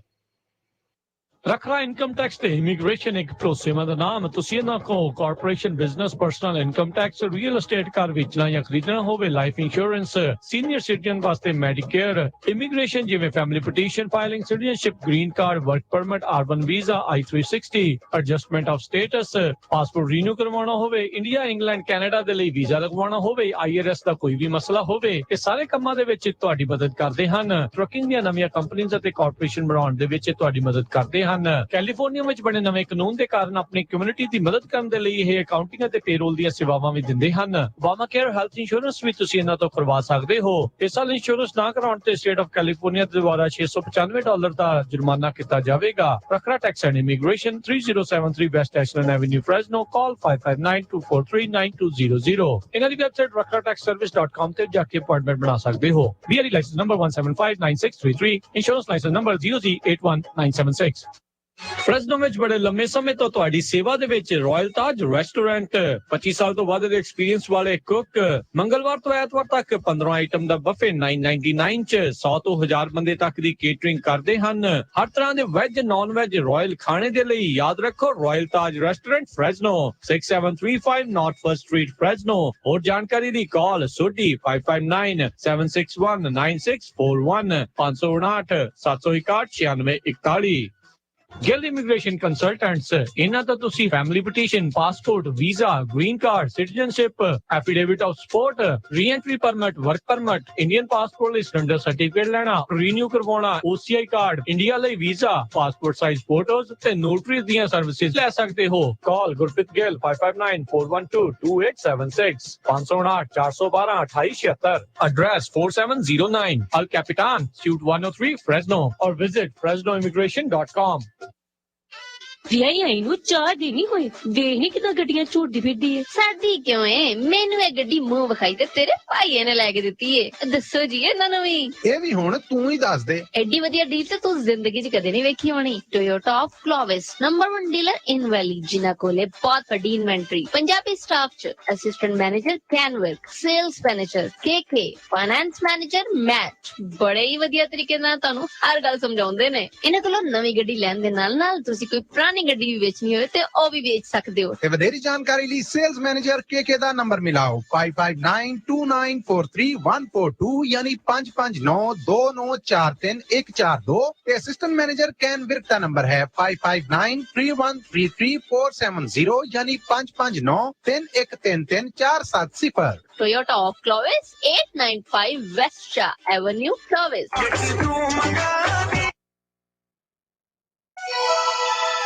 ਕੈਲੀਫੋਰਨੀਆ ਦੀਆਂ ਹਵਾਵਾਂ 'ਚ ਉੱਡ ਕੇ ਪੂਰੀ ਦੁਨੀਆ ਦੇ ਵਿੱਚ ਪੰਜਾਬੀ ਖਿਲਾਰਦਾ ਇੱਕੋ ਰੇਡੀਓ ਸਟੇਸ਼ਨ, ਇੱਕੋ ਰੇਡੀਓ, ਪੰਜਾਬੀ ਰੇਡੀਓ USA।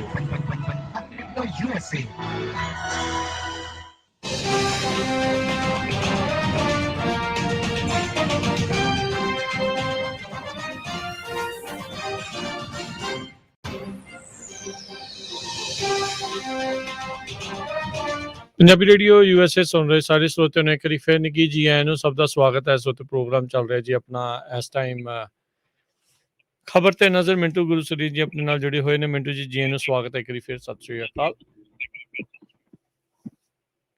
ਜੀ। ਸ਼ੁਕਰੀਆ ਜੀ। ਤੇ ਸਰੋਤਿਓ, ਕਾਲ ਕਰਨ ਦੇ ਲਈ ਨੰਬਰ ਹੈ ਹੁਣ ਸਟੂਡੀਓ ਦੇ ਵਿੱਚ 408 272 5200 408272 5200 408 272 5200 ਦੇ ਉੱਤੇ ਤੁਸੀਂ ਜਿਹੜਾ ਜੀ ਕਾਲ ਕਰਕੇ ਆਪਣੇ ਸਵਾਲ ਪੁੱਛ ਸਕਦੇ ਆ। ਉਹ ਵਾਰੀ ਸਿਰ ਆਪਣੇ ਕਾਲਰਸ ਉਹਨਾਂ ਨਾਲ ਕਰਦੇ ਆ ਜੀ ਗੱਲਬਾਤ।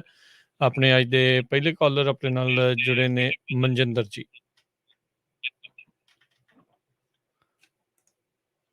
ਜੀ ਮਨਜਿੰਦਰ ਜੀ ਸਤਿ ਸ਼੍ਰੀ ਅਕਾਲ ਜੀ।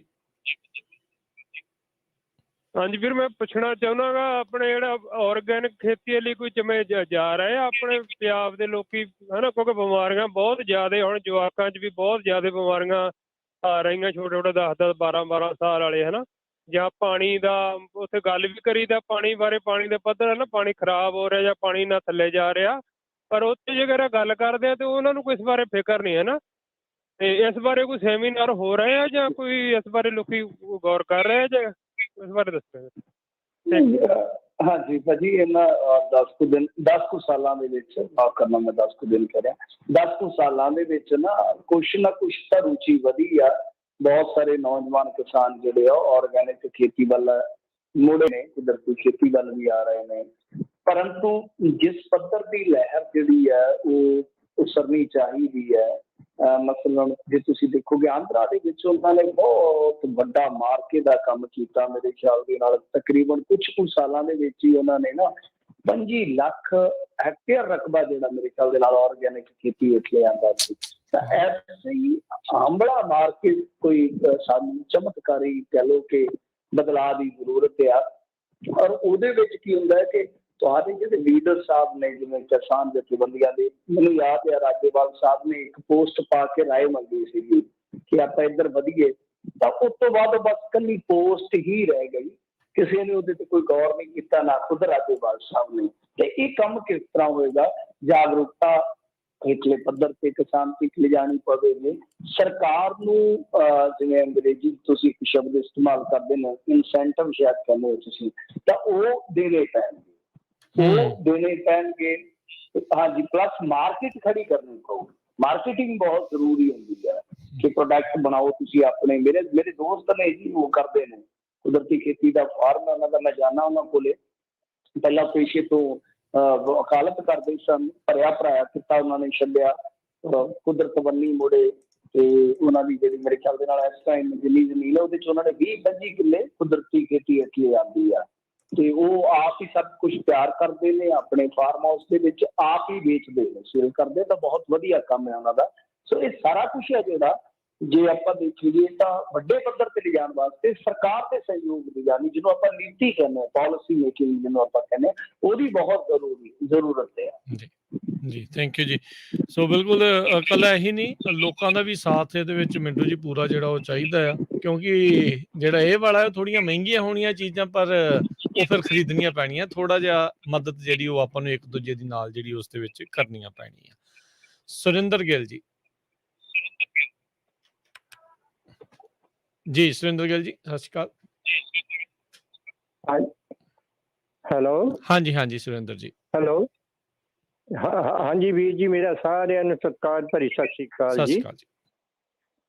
ਹਾਂਜੀ, ਮੈਂ ਭਾਜੀ ਪੁੱਛਣਾ ਸੀ ਭਾਜੀ ਉਹਨਾਂ ਤੋਂ ਭਈ ਇੱਕ ਜਿਹੜਾ ਦਿੱਲੀ ਇੱਕ ਬੱਚੀ ਨੂੰ ਉਹਨਾਂ ਨੇ ਭਗਵੇਂ ਵਾਲਿਆਂ ਨੇ ਪਾਣੀ ਲੈਣ ਗਈ ਨੂੰ ਸਾੜ ਦਿੱਤਾ ਸੀ, ਤੇ ਇਸੇ ਤਰ੍ਹਾਂ ਇੱਕ ਯੂਪੀ ਦਾ ਕੇਸ ਸੀਗਾ ਜਿਹੜਾ ਫਿਰ ਬਾਅਦ ਵਿੱਚ CBI ਦੇ ਕੋਲ ਗਿਆ। ਤੇ ਇਹਨਾਂ ਦੋਹਾਂ ਕੇਸਾਂ ਦੇ ਬਾਰੇ ਕੋਈ ਥੋੜੀ ਬਹੁਤੀ ਜੇ ਅਪਡੇਟ ਹੋਵੇ ਤੇ ਥੋੜਾ ਦੱਸ ਸਕਦੇ ਭਾਜੀ? ਜੀ ਨਹੀਂ, ਦੇਖੋ ਜਿਹੜਾ ਦਿੱਲੀ ਵਾਲਾ ਕੇਸ ਸੀ ਉਹ ਪੁਜਾਰੀ ਨੇ ਕੀਤਾ ਸੀ। ਪੁਜਾਰੀ ਤੇ ਉਹਦੇ ਮਿਲਣ ਦਾ ਸਾਥੀ ਇਹਨਾਂ ਨੇ ਅਰੈਸਟ ਕਰ ਲਏ ਸਨ, ਤੇ ਉਹਨਾਂ ਨੇ ਡਰਾਮਾ ਕੀਤਾ ਸੀਗਾ ਕਿ ਕੁੜੀ ਵਾਟਰ ਕੂਲਰ ਨਾਲ ਲੱਗ ਗਈ ਆ। ਹਾਲਾਂਕਿ ਸੰਸਕਾਰ ਕਰਨ ਦਾ ਵੀ ਯਤਨ ਕੀਤਾ ਗਿਆ ਸੀਗਾ। ਬਹਰਹਾਲ ਉਹਦੀ ਮੇਰੇ ਕੋਲ ਇਹੀ ਐਪਲੀਕੇਸ਼ਨ ਹੈ ਕਿ ਗ੍ਰਿਫਤਾਰੀਆਂ ਹੋਈਆਂ ਸਨ। ਕੀ ਸਾਰੇ ਦੋਸ਼ੀ ਫੜੇ ਗਏ ਸਨ ਜਾਂ 1-2 ਨੇ, ਇਹਦਾ ਮੈਨੂੰ ਪਤਾ ਨਹੀਂ। ਪਰ ਪੁਜਾਰੀ ਮੇਰੇ ਖਿਆਲ ਦੇ ਨਾਲ ਉਸ ਮੈਨੂੰ ਜਿੰਨਾ ਕੁ ਅਹਿਸਾਸ ਆ, ਜਿੰਨਾ ਕੁ ਮੈਨੂੰ ਯਾਦ ਆ, ਕਿ ਉਹਨੂੰ ਅਰੈਸਟ ਕਰ ਲਿਆ ਗਿਆ ਸੀਗਾ। ਦੂਜੀ ਕਿਉਂਕਿ ਯੂਪੀ ਦੇ ਵਿੱਚ ਘਟਨਾਵਾਂ ਵਾਪਰਦੀਆਂ ਹੀ ਬਹੁਤ ਨੇ। ਤੁਸੀਂ ਕਿਸ ਘਟਨਾ ਦਾ ਜ਼ਿਕਰ ਕਰਦੇ ਹੋ ਉਹਦੇ ਬਾਰੇ ਮੈਨੂੰ ਕੁਝ ਕਲੀਅਰ ਨਹੀਂ।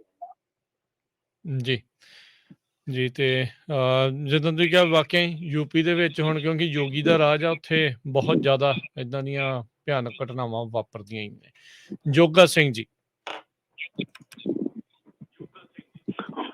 ਹਾਂਜੀ, ਸਤਿ ਸ਼੍ਰੀ ਅਕਾਲ ਜੀ। ਸਤਿ ਸ਼੍ਰੀ ਅਕਾਲ। ਸਤਿ ਸ਼੍ਰੀ ਅਕਾਲ ਜੀ। ਮੇਰਾ ਸਵਾਲ ਇਹ ਹੈ ਜੀ, ਪਹਿਲੇ ਕਦੇ ਵਜ਼ੀਰ ਜੇ ਨਵੇਂ ਬਣੇ ਬੜਾ ਰੌਲਾ ਪਾਉਂਦਾ ਸੀ ਬਾਈਟ ਪੇਪਰ ਲਿਆਵਾਂਗੇ, ਉਹ ਬਾਹਰ ਚਰਚਾ ਹੋਊਗੀ। ਇੱਕ ਬਾਈਟ ਪੇਪਰ ਦੀ ਕੋਈ ਗੱਲ ਹੈ ਕੋਈ? ਦੂਜੀ ਗੱਲ ਇਹ ਵੀ ਅਸੈਂਬਲੀ ਦਾ ਸੱਜਣ ਦੇ ਸਦਨ ਦੀ ਕੋਈ ਸੰਭਾਵਨਾ ਹੈਗੀ ਜੀ ਜਿਹੜੇ ਪੰਜਾਬ ਦੇ ਮਸਲੇ ਖੁਦ ਬਹਿਸ ਹੋਵੇ? ਇਹ ਦੋ ਸਵਾਲ ਹੈ ਜੀ। ਇੱਕ ਤਾਂ ਅਸੈਂਬਲੀ ਦਾ ਜਿਹੜਾ ਸਦਨ ਆ ਉਹ ਸੱਦਣ ਦੀ ਗੱਲ ਕਰਦੇ ਸੀ ਵੀ ਅਸੈਂਬਲੀ ਜਿਹੜੀ ਉਹ ਸੱਦਣਗੇ ਜਾਂ ਨਹੀਂ। ਪਹਿਲਾ ਗੱਲ ਮੈਨੂੰ ਵੀ ਨਹੀਂ ਪਤਾ ਲੱਗੀ। ਜੋਗਾ ਸਿੰਘ ਜੀ ਕੀ ਪੁੱਛਿਆ ਸੀ ਪਹਿਲਾਂ ਤੁਸੀਂ? ਉਹ ਪੁੱਛਿਆ ਸੀ ਜੀ ਪਹਿਲੇ ਸਾਰੇ ਵਜ਼ੀਰ ਸਾਰੇ ਐਮਐਲਏ ਰੌਲਾ ਪਾਉਂਦੇ ਰਹੇ ਜੀ ਅਸੀਂ ਵਾਈਟ ਪੇਪਰ ਲਿਆਵਾਂਗੇ, ਵਾਈਟ ਪੇਪਰ ਲਿਆਉਣਾ, ਉਹਦੇ ਬਾਰੇ ਵੀ ਕੋਈ ਸਰਕਾਰ ਦੀ ਕੋਈ ਪਾਲਿਸੀ ਹੈ ਜਾਂ ਨਹੀਂ ਹੈ ਜੀ? ਬਸ ਦੋ ਸਵਾਲ ਹੈ ਜੀ। ਓਕੇ। ਨਹੀਂ ਉਹ ਵਾਈਟ ਪੇਪਰ ਇਹਨਾਂ ਨੇ ਇੱਕ ਤਾਂ ਬਿਜਲੀ ਵਾਲਾ ਕਿਹਾ ਸੀਗਾ, ਤਾਂ ਬਿਜਲੀ ਵਾਲਾ ਵਾਈਟ ਪੇਪਰ ਤਾਂ ਨਹੀਂ ਲਿਆ, ਇਹ ਥਰਮਲ ਪਲਾਂਟਾਂ ਨਾਲ ਜੁੜਿਆ, ਉਹਦੇ ਤੋਂ ਭੱਜ ਗਏ ਨੇ। ਦੂਜਾ ਇਹ ਕਿ ਅਸੈਂਬਲੀ ਦਾ ਇੱਕ ਇਜਲਾਸ ਤੇ ਹੋਵੇਗਾ ਸਰ, ਮੇਰੇ ਖਿਆਲ ਦੇ ਨਾਲ ਸਰਦ ਰੁੱਤ ਦਾ ਇਜਲਾਸ ਤੇ ਹੋਏਗਾ, ਉਹ ਹਰ ਹਾਲਤ ਦੇ ਵਿੱਚ ਇਹਨਾਂ ਨੂੰ ਸੱਦਣਾ ਹੀ ਪਏਗਾ। ਬਹਰਹਾਲ ਕੋਈ ਸਪੈਸ਼ਲ ਇਜਲਾਸ ਦੀ ਜਿਹੜੀ ਤੁਸੀਂ ਗੱਲ ਕਰਨੇ ਹੋ ਉਹਦੇ ਬਾਰੇ ਤੇ ਨਹੀਂ ਆਪਾਂ ਪੱਕੇ ਤੌਰ ਤੇ ਕਹਿ ਸਕਦੇ, ਪਰ ਸਰਦ ਰੁੱਤ ਦਾ ਇਜਲਾਸ ਤੇ ਜ਼ਰੂਰ ਆਏਗਾ। ਜੀ ਜੀ। ਬਾਕੀ ਇਜਲਾਸ ਜਿੰਨੇ ਮਰਜ਼ੀ ਸੱਦੀ ਜਾਣ, ਜਾਂ ਤਾਂ ਹੋਵੇ ਨਾ ਵੀ ਉੱਥੇ ਉਹਨਾਂ ਨੇ ਕੰਮ ਕਰਨਾ ਹੈ, ਕੋਈ ਰੌਲਾ ਜਿਹਾ ਪਾ ਕੇ ਉਹਨਾਂ ਨੇ ਉੱਥੋਂ ਵਾਪਸ ਆ ਜਾਣਾ ਹੁੰਦਾ ਹੈ। ਵੱਡੀ ਸਮੱਸਿਆ ਇਹ ਆ।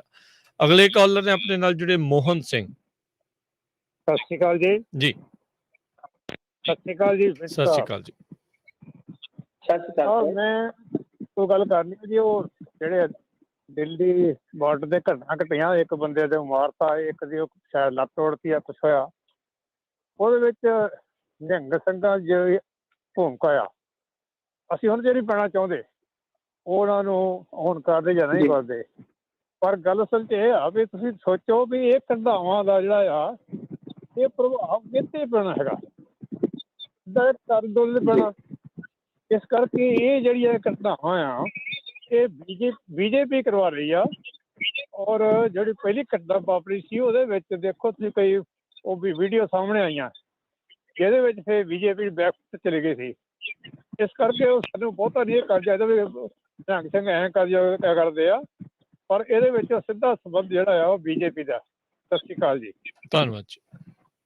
ਸਤਿ ਸ਼੍ਰੀ ਅਕਾਲ ਜੀ। ਨਹੀਂ ਦੇਖੋ ਗੱਲ ਇਹ ਬਿਲਕੁਲ ਅਸੀਂ ਤੇ ਕਹਿ ਹੀ ਰਹੇ ਹਾਂ ਕਿ ਭਾਈ ਹੁਣ ਤੁਹਾਨੂੰ ਜ਼ਿੰਮੇਵਾਰੀ ਲੈਣੀ ਪਏਗੀ, ਜਿੰਨਾ ਕੋ ਤੁਸੀਂ ਕੀਤਾ ਉਹ ਚਲੋ ਹੁਣ ਬਾਅਦ ਜਿਨ੍ਹਾਂ ਨੇ ਕੀਤਾ ਉਹਨਾਂ ਨੂੰ ਭੁਗਤਣਾ ਵੀ ਪਊਗਾ। ਕੇਸ ਦਰਜ ਹੋ ਗਏ ਨੇ, ਬਦਨਾਮੀ ਵੀ ਹੋਈ ਆ। ਕਿ ਜੇ ਤੁਸੀਂ ਇਹ ਗੱਲ ਕਹਿੰਦੇ ਹੋ ਕਿ ਅਸੀਂ ਕਿਸਾਨ ਅੰਦੋਲਨ ਵਾਸਤੇ ਬੈਠੇ ਹਾਂ, ਕਿਸਾਨਾਂ ਵਾਸਤੇ ਬੈਠੇ ਹਾਂ, ਆਪਣੇ ਲੋਕਾਂ ਵਾਸਤੇ ਬੈਠੇ ਹਾਂ, ਤਾਂ ਫਿਰ ਉਹਨਾਂ ਦੀ ਲੜਾਈ ਨੂੰ ਸੰਭਾਲਣ ਵਾਸਤੇ ਵੀ ਤੁਹਾਨੂੰ ਕੁਛ ਨਾ ਕੁਛ ਨਿਰਣੇ, ਕੁਛ ਨਾ ਕੁਛ ਜ਼ਿੰਮੇਵਾਰੀਆਂ ਵਾਲੇ ਫੈਸਲੇ ਲੈਣੇ ਪੈਣਗੇ। ਮੈਂ ਆਹੀ ਗੱਲ ਕਹਿ ਰਿਹਾ ਸਰ।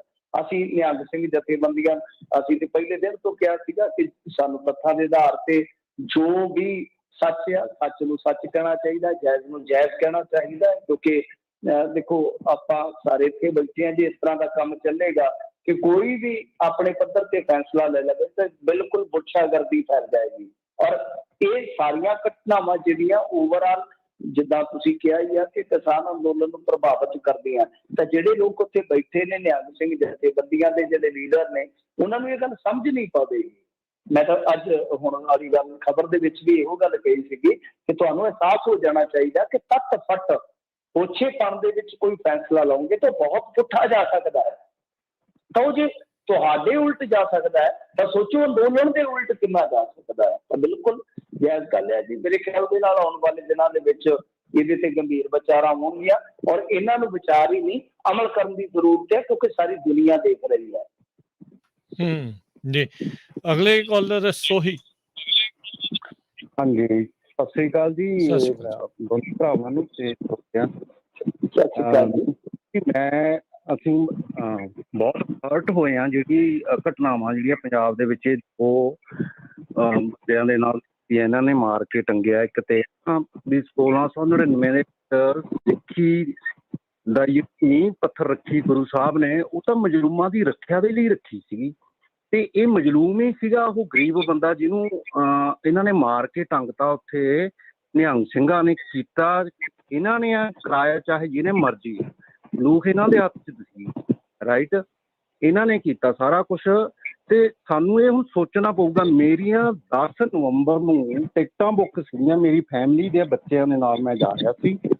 ਬੱਚੇ ਨੇ ਜਵਾਬ ਦਿੱਤਾ, ਕਾਲਜ ਪੜ੍ਹ ਆ ਕੇ ਮੈਨੂੰ ਕਹਿੰਦੇ ਡੈਡ ਆਹ ਦੇਖੋ ਵੀਡੀਓ ਦੇਖੋ ਤੁਸੀਂ, ਹਨਾ ਅਸੀਂ ਤਾਂ ਨਹੀਂ ਜਾਣਾ ਉੱਥੇ।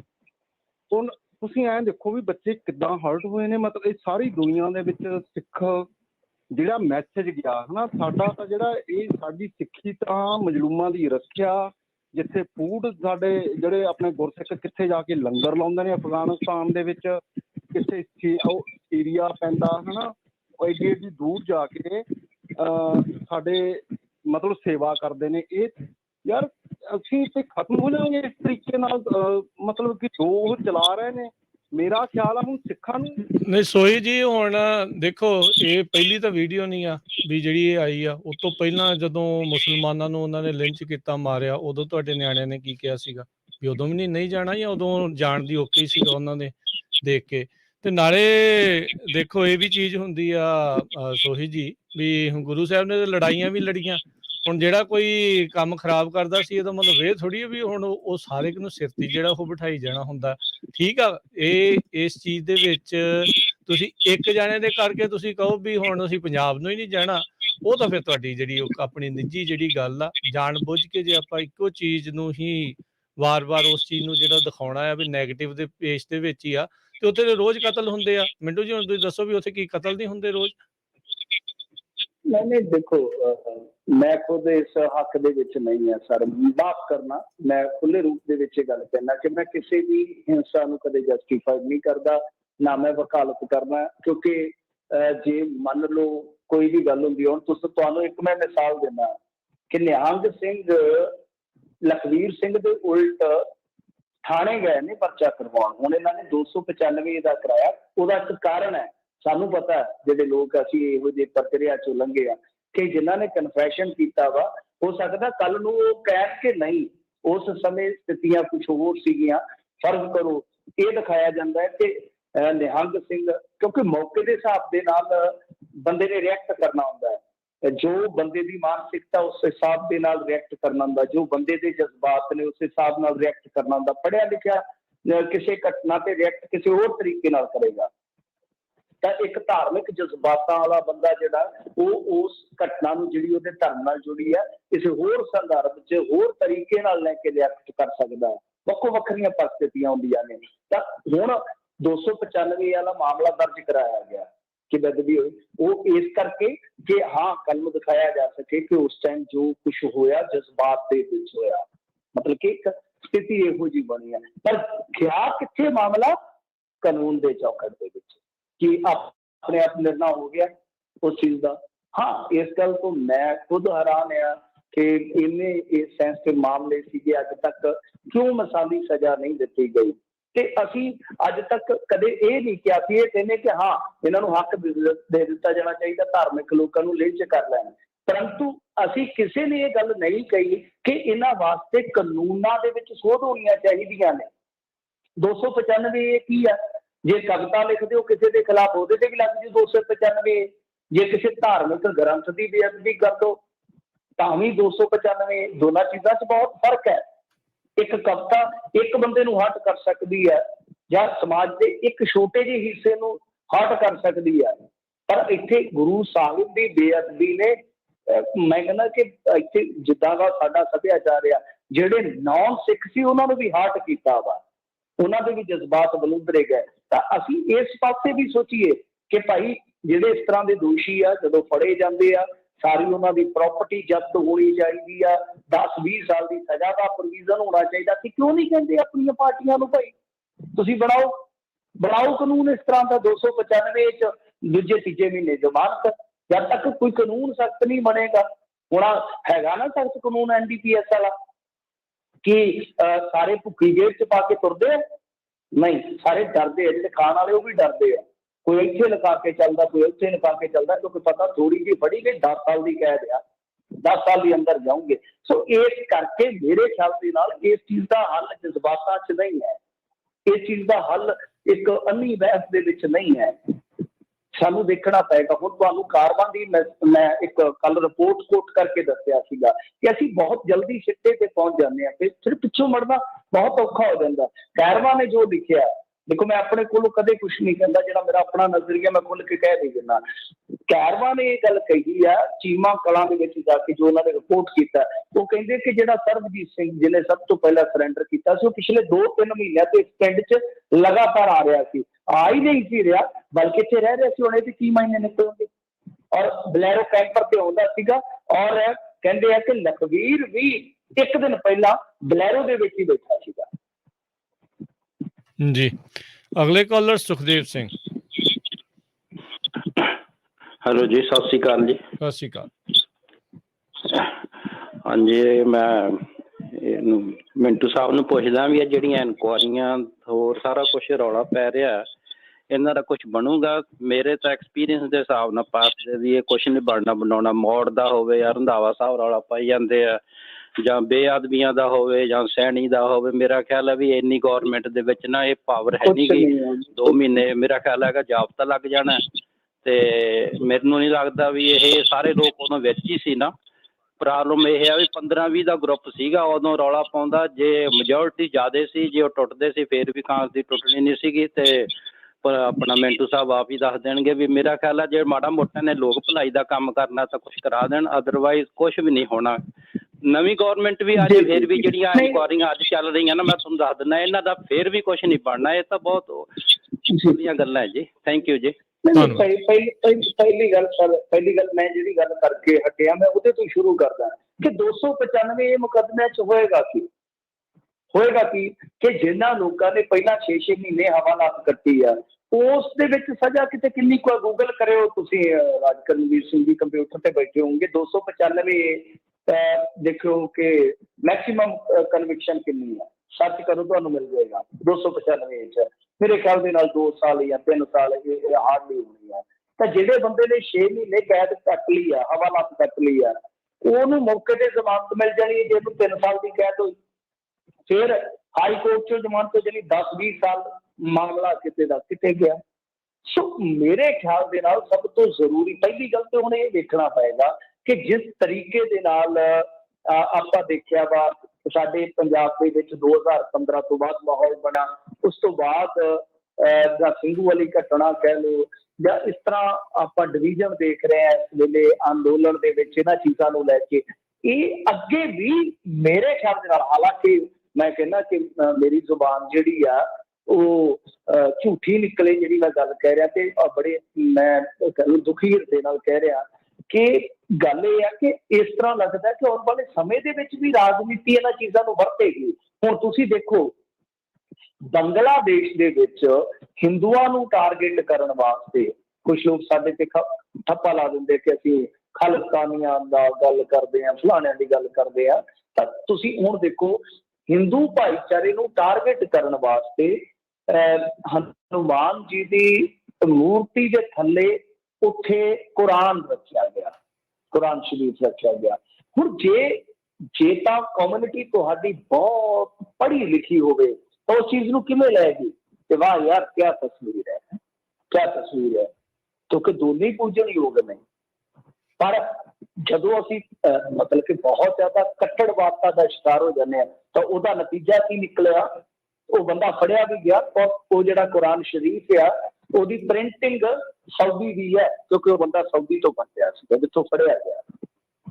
ਤਾਂ ਹਿਸਾਬ ਲਾ ਲਓ ਕਿ ਉੱਥੇ ਜਿਹੜੇ 5-7% ਹਿੰਦੂ ਭਾਈਚਾਰੇ ਦੇ ਲੋਕ ਰਹਿ ਗਏ, ਮਾਈਨੋਰਟੀ ਰਹਿ ਗਏ, ਉਹਨਾਂ ਦੇ ਪੰਡਾਲ ਤੱਕ ਫੂਕੇ ਗਏ। ਬਾਅਦ 'ਚ ਉਹਨਾਂ ਦੇ ਘਰ ਜਿਵੇਂ 84 ਕਤਲੇਆਮ 'ਚ ਸਿੱਖਾਂ ਦੇ ਘਰਾਂ ਦੀ ਨਿਸ਼ਾਨਦੇਹੀ ਕਰਕੇ ਫੂਕੇ ਗਏ ਸਨ, ਠੀਕ ਉਸੇ ਤਰ੍ਹਾਂ ਇੱਕ ਅਫਵਾਹ ਨੇ ਦੇਖ ਲਓ ਕਿ ਉਸ ਮੁਲਕ ਨੂੰ ਕਿਹੋ ਜਿਹੀ ਅੱਗ ਦੇ ਵਿੱਚ ਝੋਕ ਦਿੱਤਾ।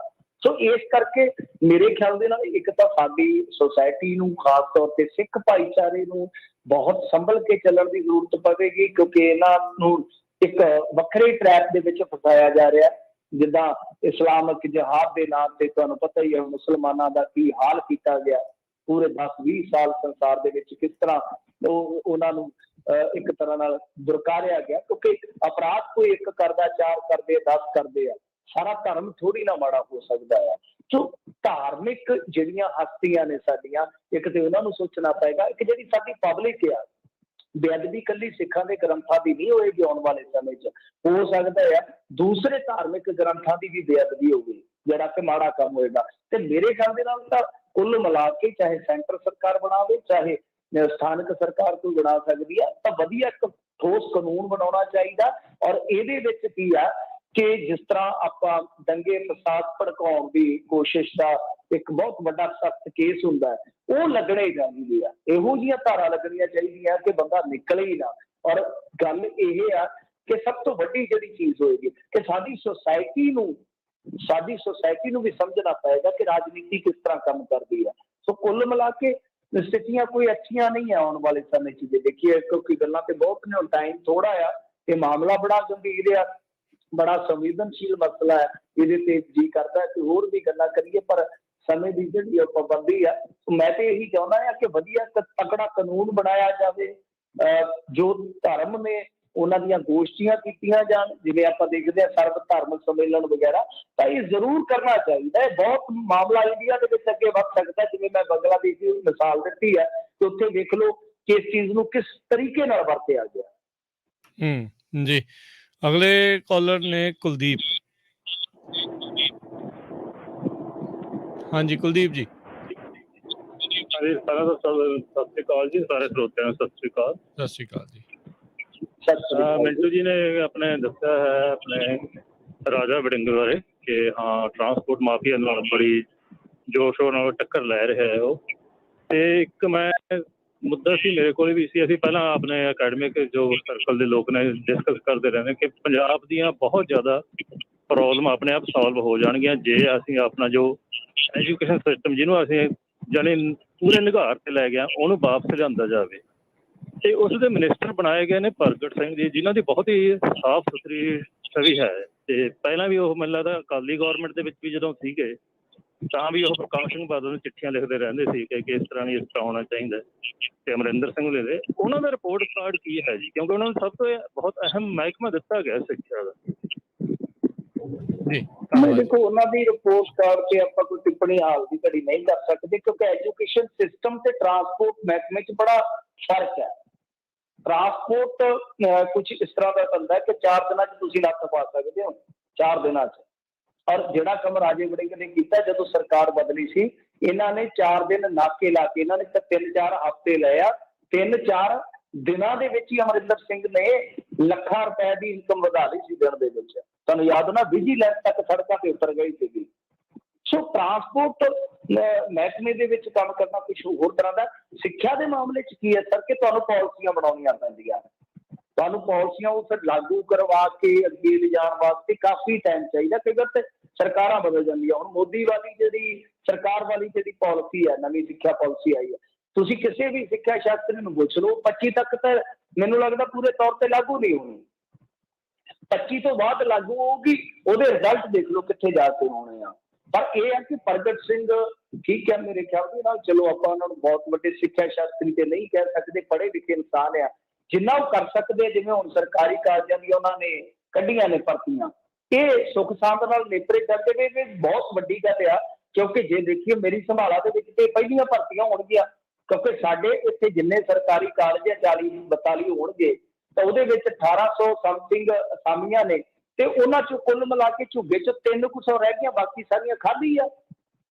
ਸੋ ਉਚੇਰੀ ਸਿੱਖਿਆ ਲਈ ਜਾਂ ਸਕੂਲੀ ਸਿੱਖਿਆ ਵਾਸਤੇ ਜਿੰਨਾ ਕੋਈ ਕਰਨ, ਰਿਪੋਰਟ ਕਾਰਡ ਭਾਵੇਂ ਅੰਤ 'ਚ ਦੇ ਦੇਣ, ਕੋਈ ਚੱਕਰ ਨਹੀਂ, ਕੋਈ ਕਾਹਲੀ ਨਹੀਂ, ਪਰ ਕਰਨ ਜ਼ਰੂਰ।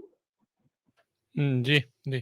ਤੇ ਬਾਕੀ ਜਿਹੜੀ ਮਿੰਟੂ ਜੀ ਤੁਸੀਂ ਪੁੱਛਿਆ ਸੀ ਉਹਦੀ 2 ਸਾਲੀ ਜਿਹੜੀ ਸਜ਼ਾ ਹੈਗੀ ਆ ਮੈਕਸੀਮਮ, ਜਿਹੜੀ 295 ਦੇ ਮੈਂ ਅੰਦਾਜ਼ੇ ਨਾਲ ਕਿਹਾ ਸੀ ਤੁਹਾਨੂੰ 250।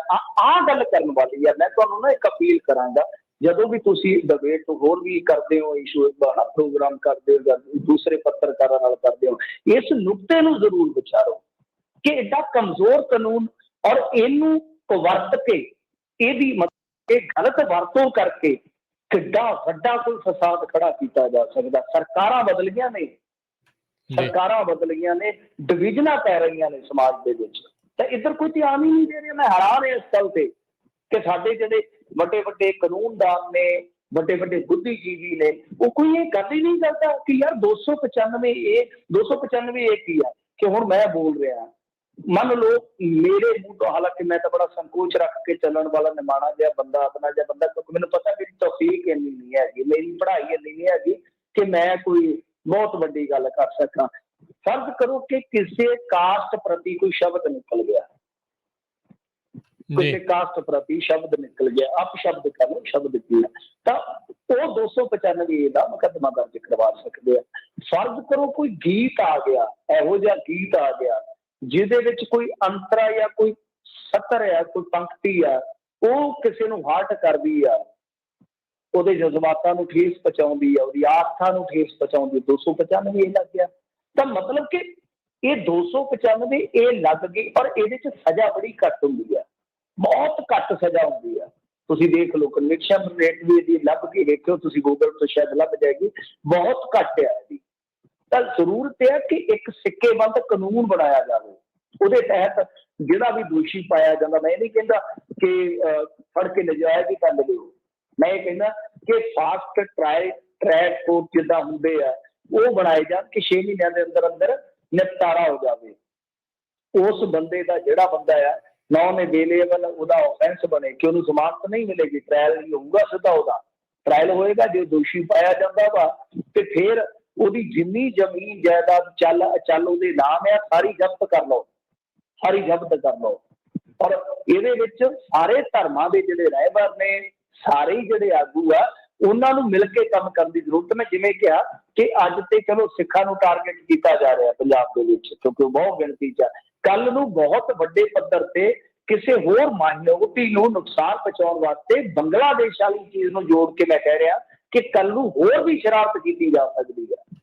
ਜੀ ਜੀ ਜੀ, ਪਾੜੋ ਤੇ ਰਾਜ ਕਰੋ ਦੀਆਂ ਨੀਤੀਆਂ ਤਾਂ ਕਰਦੀਆਂ ਹੀ ਚੱਲਦੀਆਂ, ਤੇ ਉਹ ਹੁਣ ਇਸ ਟਾਈਮ ਜਿਹੜੀਆਂ ਪੂਰੀਆਂ ਜ਼ੋਰਾਂ ਦੇ ਉੱਤੇ ਨੇ। ਸ਼ੁਕਰੀਆ ਮਿੰਟੂ ਜੀ, ਮਿਲਦੇ ਹਾਂ ਜੀ ਕੱਲ ਨੂੰ ਫਿਰ। ਸਤਿ ਸ਼੍ਰੀ ਅਕਾਲ ਜੀ। ਸਤਿ ਸ਼੍ਰੀ ਅਕਾਲ ਜੀ। ਤੇ ਸੋ ਤੇ ਇੱਥੇ ਸਾਡੇ ਪ੍ਰੋਗਰਾਮ ਦੀ ਸਮਾਪਤੀ। ਅਗਲੀ ਵਾਰ ਤੱਕ ਲਈ ਵੀ ਇਜਾਜ਼ਤ। ਮੇਰੇ ਵੱਲੋਂ ਵੀ ਸਭ ਨੂੰ ਪਿਆਰ ਭਰੀ ਸਤਿ ਸ਼੍ਰੀ ਅਕਾਲ। ਸੁਣਦੇ ਰਹੋ ਪੰਜਾਬੀ ਰੇਡੀਓ USA।